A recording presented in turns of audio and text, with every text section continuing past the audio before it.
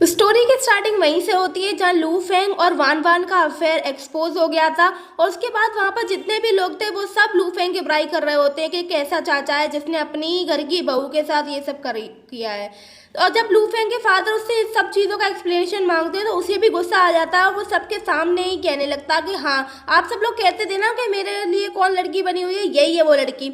जिसपे लूचिया भी बोलता है कि आप ऐसा कैसे कर सकते हैं, ये आपकी होने वाली बहू है। तो वो गुस्से में आके बोलता है लूफेंग कि बहू होने वाली है नहीं, और वैसे भी मैं इससे प्यार करता हूँ तो अभी शादी के बारे में तो भूल ही जाओ।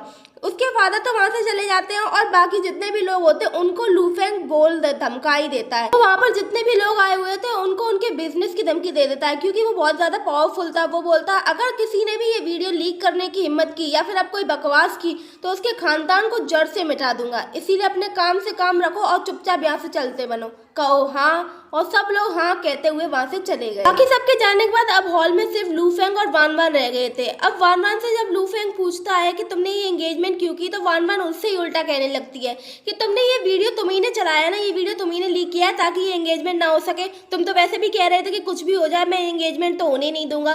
तो लू फेंग बोलता है तुम्हें लगता है कि मैं इस हद तक जा सकता हूँ कि ये अपनी प्राइवेट वीडियो लीक करवाऊँ? तुम्हें मुझे बिल्कुल भी विश्वास नहीं, मैं तुमसे प्यार करता हूँ। तो वान वान को गुस्सा आ जाता है। वो कहती है कि मैं तुमसे प्यार नहीं करती बल्कि तुमसे नफरत करती हूँ, और रही बात विश्वास की तो मैं एक खूनी पर विश्वास कैसे कर सकती हूँ। जिसपे लू फेंग शॉक हो जाता है कि मैं खूनी कैसे हुआ। तो वो बोलती है कि भूल गए तुम 10 साल पहले तुमने अपनी जायदाद के लिए अपने भाई को मारने का जो प्लान बनाया था। अपने भाई के साथ साथ तुमने कितने सारे निर्दोषों की जान ली। इनफैक्ट उनमें से एक मेरी मॉम भी है जो आज तक कोमा में है। मैं भी अपनी आवाज सिर्फ तुम्हारी वजह से खो दी। तुम्हें बचाने के चक्कर में मेरे गले के अंदर इतना धुआं चला गया कि मैं तब से बोल ही नहीं पाई हूँ आज तक। मेरी इस हालत की जिम्मेदार भी तुम हो। और ये सुनने का तो लू फेंग सोचता है कि वो लड़की जिसने उसे बचाया था वो तुम थी।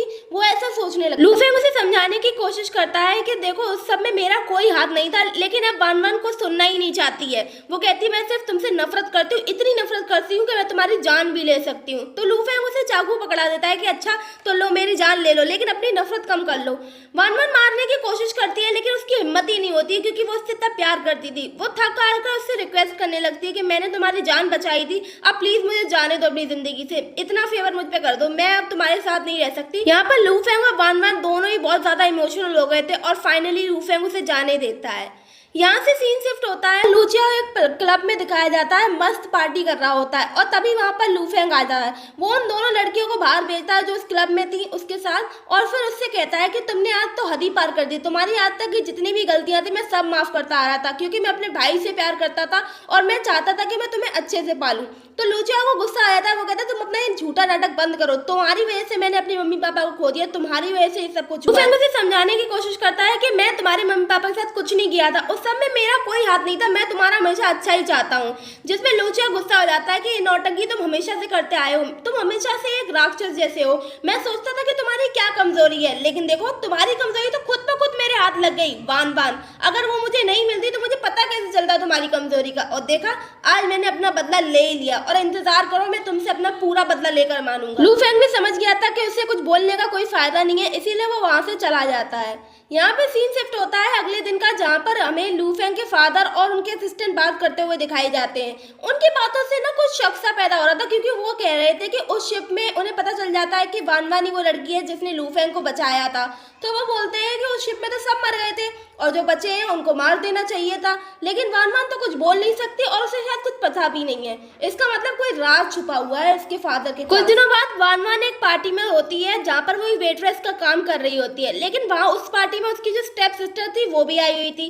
अब वो इतनी बड़ी शैतान थी कि वो उसने वान वान को वहाँ भी परेशान करना शुरू कर दिया। इनफैक्ट उसके साथ उसके दोस्त थे और एक आंटी सी थी, वो भी उसे परेशान कर रही थी कि तुम एक म्यूट हो, मैं तुम्हारे हाथ से तो कुछ भी नहीं लूंगी, तुम समझती क्या अपने आप को, ऐसे करके बहुत कुछ बोलते सुना रही होती है। और तभी वहाँ पर लू फेंग आ जाता है। वो कहता है कि मुझे नहीं लगता कि म्यूट होना कोई छूने वाली बीमारी है जो आपको भी लग जाएगी, आप तो इसे कोई छूने वाली बीमारी की तरह ट्रीट कर रही हैं। ऐसा कहकर वो वान वान को डिफेंड कर रहा होता है, तो वो आंटी और चिढ़ जाती है कि तुम अपने आप को समझते क्या हो लड़के, तुम्हारे जैसे तो आगे पीछे घूमते हैं मेरे, ऐसा ऐसा कह रही होती हैं। और तुम्हें पता है मेरा पति कौन है? लू फेंग कहता है अब तो जानना बनता ही है कि आपका पति कौन है। और मैडम का जब पति आता है तो वो लू फेंग को देखते उससे ही चांटा मार देता है कि तुम्हारी हिम्मत कैसे हुई मिस्टर लू से पंगा लेने की, तुम जानते नहीं हो ये कितनी बड़ी कंपनी की मालिक है। और ये जानने के बाद तो आंटी जी बेचारी, उनका तो प्लान ही फ्लॉप हो गया था। अब कह रही सॉरी सॉरी मिस्टर लू, मुझे पता नहीं था। बहन जी सॉरी नहीं, अब उसने प्रोजेक्ट ही कैंसिल कर दिया कि मुझे लगता है कुछ टाइम आपका प्रोजेक्ट को बाद में ही करेंगे, अभी इसे होल्ड पर रखते हैं। गाइस अब लू फेंग के साथ ना एक और पार्टनर आई होती है और वो लू फेंग को बहुत पसंद करती है, वो उससे कह भी रही होती है उसे एक्सेप्ट करने के लिए। लेकिन अब लू फेंग उसे एक्सेप्ट करेगा या नहीं, या फिर ये उन दोनों के बीच में आएगी, वो अगले पार्ट में पता चलेगा। तब तक के लिए बाय, चैनल सब्सक्राइब कर लो, वीडियो लाइक कर लो।